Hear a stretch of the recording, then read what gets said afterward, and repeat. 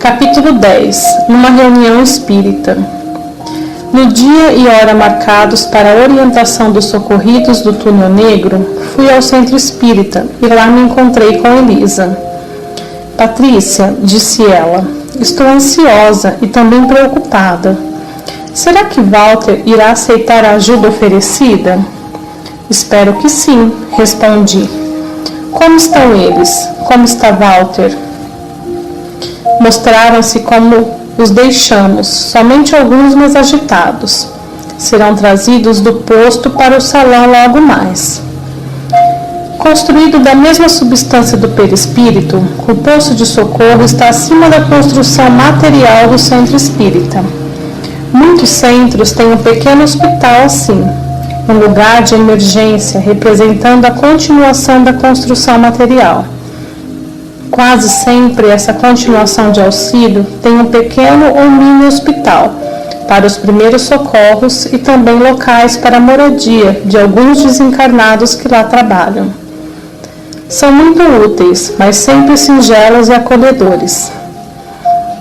Quando o centro espírita tem posto de socorro, os socorristas ficam provisoriamente neste lugar e são trazidos ao local da reunião mediúnica pouco antes de seu início. O posto do centro em que estávamos é muito bonito, com quadros e lindas paisagens, além de flores alegrando a entrada. Enquanto aguardava, fui rever amigos desencarnados. Após muitos abraços e conversas, tomamos nossos lugares, porque logo começariam os trabalhos programados. Meu pai sempre chega bem antes da hora, e lá fica orando e meditando. Porém, muitas pessoas chegam antes, para conversar com ele e sanar dúvidas, no que procura ir atender a todas. Os encarnados foram chegando e me sentia bem em vê-los, pois convivi com muitos deles e alegrava-me por tê-los como amigos. Emocionada, escutei meu pai. Muito se tem dito sobre o significado das parábolas do Mestre Nazareno. No Ocidente, quase a totalidade das pessoas se dizem cristãs. É indescritível ter sido Jesus no maior espírito que temos notícia, expoente em valores e qualidades dentre todos os instrutores, conhecidos pela nossa humanidade. E nós, cristãos, conhecemos e deveríamos compreender os ensinos de Jesus e ter seu exemplo como meta de vida. Vangloriamo-nos sempre de ser seus seguidores, porém a maioria de nossas atitudes, nossas reações diante da relação com a vida, nos impõe, não diferem muito das pessoas ditas como cristãs. Não estaria algo errado? Admitindo-se que sim, não seriam naturalmente os ensinamentos de Jesus, mas somente a nossa maneira de entendê-los, ou traduzi-los em nossa forma de viver. Criamos uma complexidade enorme em nossa estrutura psíquica, em nosso patrimônio espiritual, e nos consideramos repletos de créditos, de conhecimentos e posições que apenas existem por uma autovalorização de nossos próprios atos. Nossas ações estão erradamente baseadas na reciprocidade, de vez que não sabemos fazer nada sem esperarmos retorno ou ganho pelos nossos atos. Não costumamos gravitar em torno do centro para a vida, que é Deus. Com exceção de poucos, o ponto de torno do qual gravitamos é o nosso próprio ego. Nossos pensamentos e ações têm o próprio benefício como fim. Aprendemos a somente a orar a Deus, que nos é muito fácil, porque não nos exige nem esforços físicos, nem gastos financeiros. E assim não sabemos ainda vê-lo e amá-lo nas suas manifestações mais simples. Amá-lo na sua onipresença requer sensibilidade e visão acurada de e visão acurada da realidade dos fatos da vida.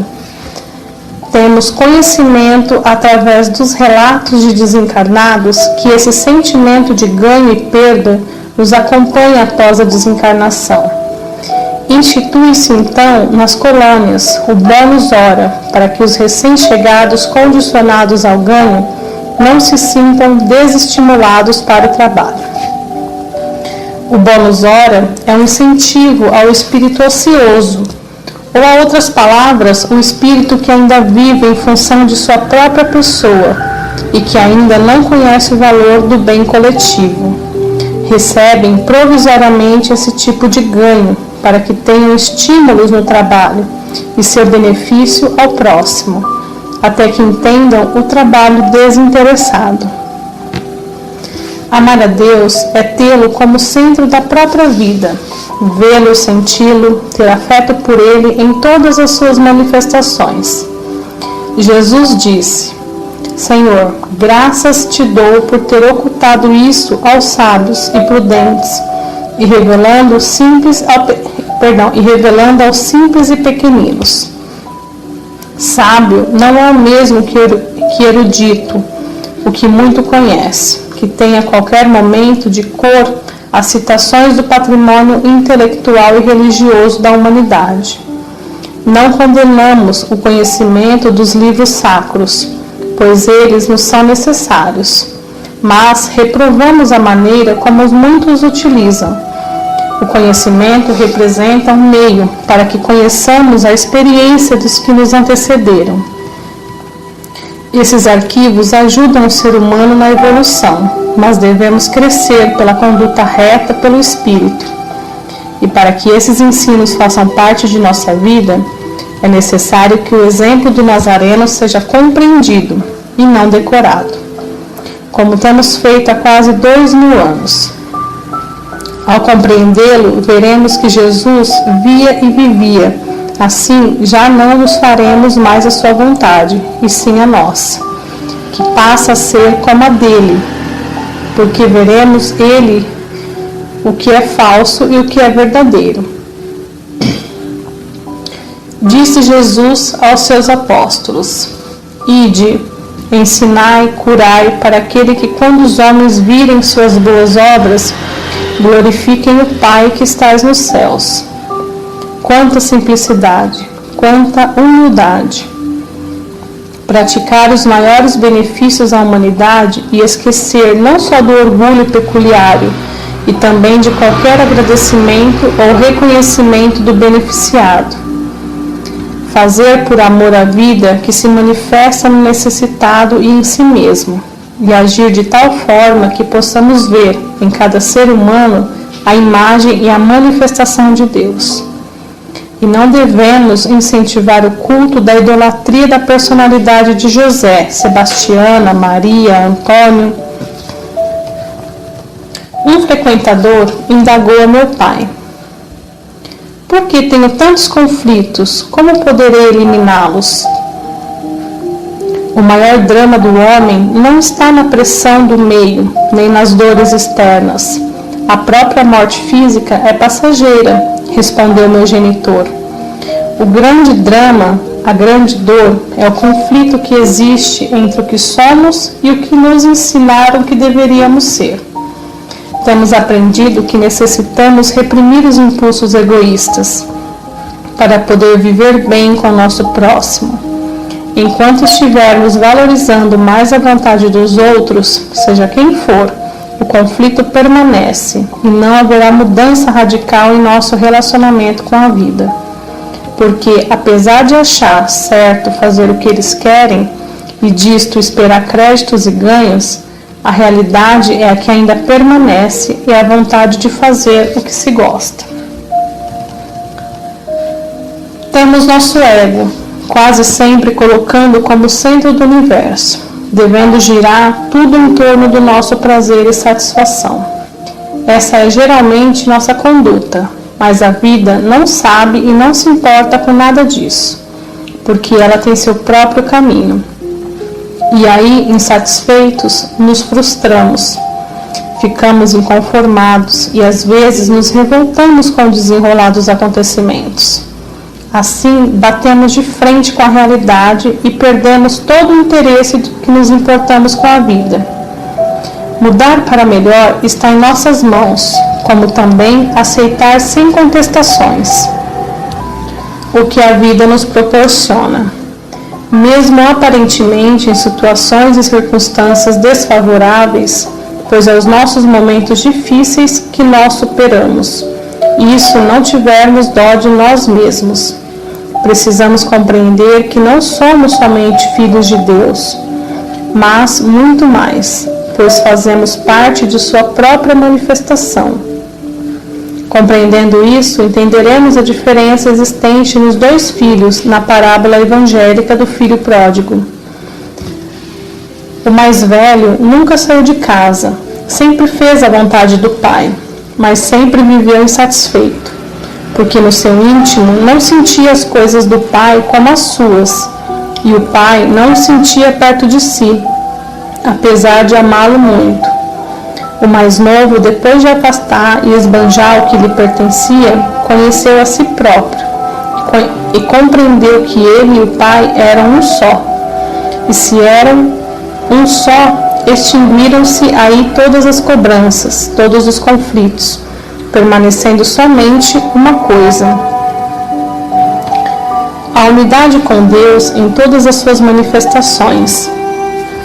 Agora, se pretendermos amenizar os conflitos e as dificuldades que possam nos perturbar, lembramos-nos das palavras do nosso Mestre: diante de circunstâncias semelhantes, vinde a mim todos os que andais cansados e sobrecarregados, que eu vos aliviarei, pois meu jugo é suave e meu peso é leve. O amado Mestre era viril em todas as suas respostas, não no sentido de machismo, mas de pureza, simplicidade e inocência austera. Dificuldades sempre as teremos, porque relacionamento é o atrito de interesses. E toda a cadeia da vida é um constante atrito de funções, de manifestações de Deus. E o conjunto harmônico de todas as suas funções compõe a sintonia do universo. Particularmente, esse atrito se traduz pelo conflito entre o que queremos que seja e o que realmente é. Essa resposta é para aqueles que querem mais profundamente ter a visão do que realmente somos. Se você não compreender, falou referindo-se ao jovem que o indagara, fique com a primeira parte, que vai amenizar muito a sua maneira de viver seus conflitos. Uma médium que há tempo frequentava a casa, trabalhando regularmente, relatou seu drama íntimo, reclamando que Deus foi e tem sido injusto com ela. Minha filha, respondeu meu pai, tratando-a de forma carinhosa, pensarei no seu caso e verei como amenizar seu drama.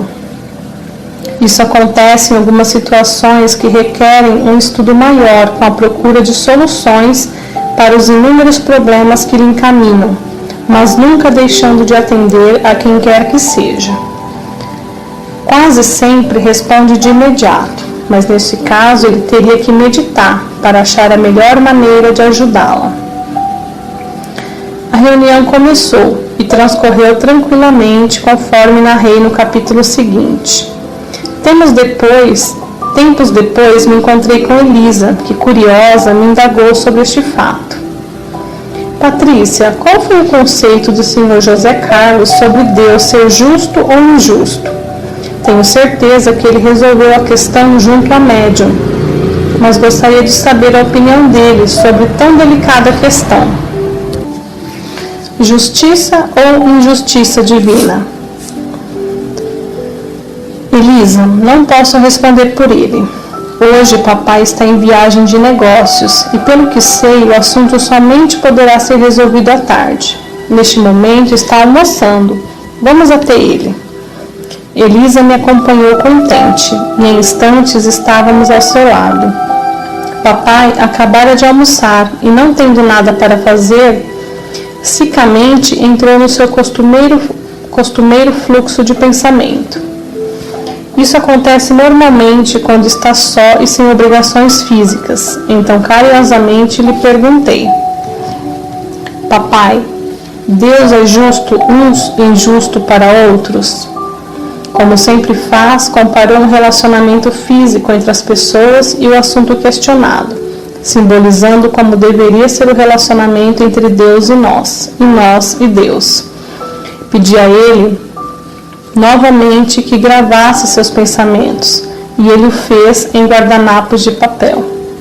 Agora que escrevemos esse trecho, pedi à médium, tia Vera, que solicitasse a ele esses guardanapos. Gentilmente nos cedeu, e os transcrevo na íntegra. Aí está a sua resposta. Normalmente, quando tudo dá certo conosco, achamos que é merecimento e que Deus nos faz justiça. Quando nós, não negados nossos anseios de preenchimento mental e de satisfação física, ou seja, quando não está acontecendo o que queremos, sentimos-nos injustiçados, principalmente aos que nos comparamos às outras pessoas. Porque ele tem e eu não? Achamos que Deus não está fazendo justiça conosco e que estamos sendo punidos, e que trazemos cargas negativas do passado, que ocasionam frustrações do momento, existindo também atos dessa encarnação, que podem ser o motivo de muitas decepções. Normalmente, não enxergamos a realidade da vida, e sim a projeção de nossas ilusões, porque consideramos a vida física como fim e não como meio. Muitas vezes o justo ou injusto baseia-se de acordo com a nossa compreensão no que damos e no que achamos que devemos receber em troca. Sentimos-nos injustiçados porque quase sempre temos como meta nossa distração e o preenchimento da vida com prazer. Transformamos as funções e necessidades do corpo físico e a capacidade de pensar como o fim de nossa existência. Não chegamos a olhar a vida como um todo e a desempenhar eficientemente nossa parte nesse conjunto. Já imaginaram se o coração sentisse injustiçado por não ter folga e nem descanso físico? O que seria do homem? Diante desse exemplo, aprendemos que cada um deve fazer o que lhe compete, sem esperar recompensas e sempre consciente de que se deve fazer e utilizar o potencial nobre que a vida lhe concedeu. Apesar de insignificantes diante do cosmo, fazemos parte dele.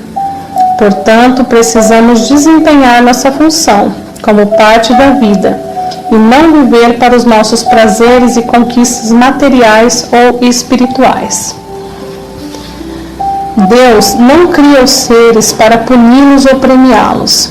Cada qual tem sua função e utilidade, assim como o grão de areia tem sua função no deserto ou na praia.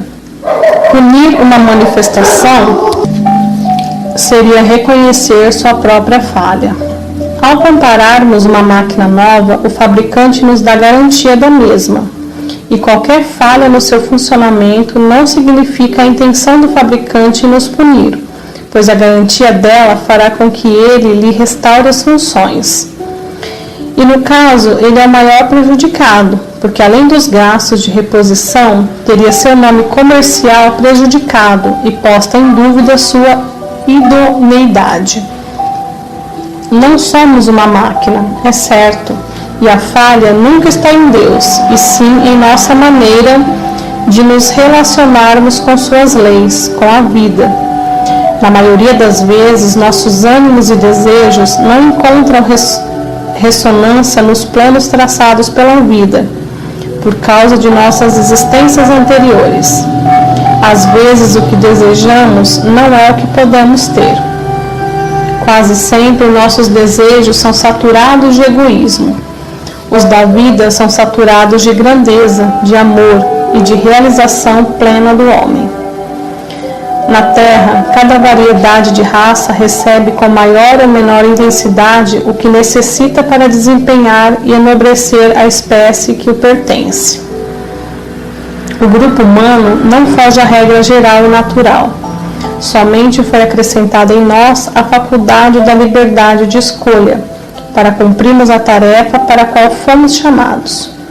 Se nos harmonizarmos com as leis divinas, nós sentiremos felizes a caminho do progresso, enquanto que, se as desprezarmos, criaríamos um ambiente vibratório individual de desarmonia, que poderá atingir aqueles que nos cercam e terá ressonância de vibrações inferiores. Será que Deus criou a Terra com todo o seu aparato animal e vegetal somente para o desfrute do homem? O ser humano foi criado para usufruir de toda a custa dos que caminham com ele? Não.